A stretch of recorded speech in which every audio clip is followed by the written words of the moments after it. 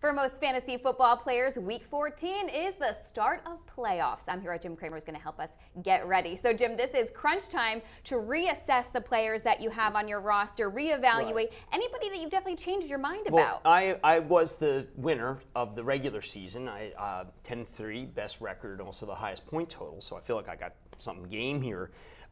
What I am focused on is defense because I have a really most important guy for me is Jimmy Graham, tight end. That's been a great point getter, up against the Panthers D.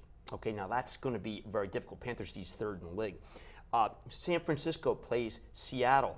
Second defense is San Francisco. First is Seattle. What will that do to people who have been getting a lot of points? Marshawn Lynch, obviously Russell Wilson. So I think this is a test of quarterbacks this weekend, and I think that you're going to have to go in and be sure. I'm playing Alex Smith. I feel that Smith is starting to get a lot of game here, but go over your quarterbacks. And for defense, be careful because we're starting to get matchups. For instance, will the New York Jets just completely fold? Maybe you can play against them. What I'm looking at are specific. I'm more focused on matchups than I've ever been. And maybe that's just because the inner scrutiny of what happens at this point in the playoffs. But I say look at who they're playing because be careful. Some of these teams are already going to be in the playoffs. Maybe they don't play that hard. Okay, so we're talking all about the matchups, and you mentioned defense. One thing that I found, Raiders defense at the New York Jets. Well, that could be a sleeper pick. Yes, and it was taken ahead. That was my plan, was to take the Raiders because the Jets really don't have it's going to be Geno Smith, I understand, but that could be really interesting. But what made me hesitate about the Raiders was that Foles lit them up for 7 touchdowns. I was thinking Eagles defense, but then again, it's going against Megatron. And, you have Jags defense because the Texans are so bad. But these are just major considerations. Running back, not as important as wide receiver.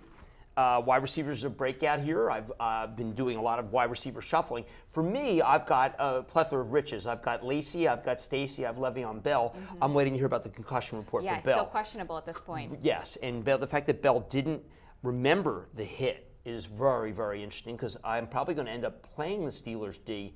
I wonder whether Tomlin affected by that $100,000 fine.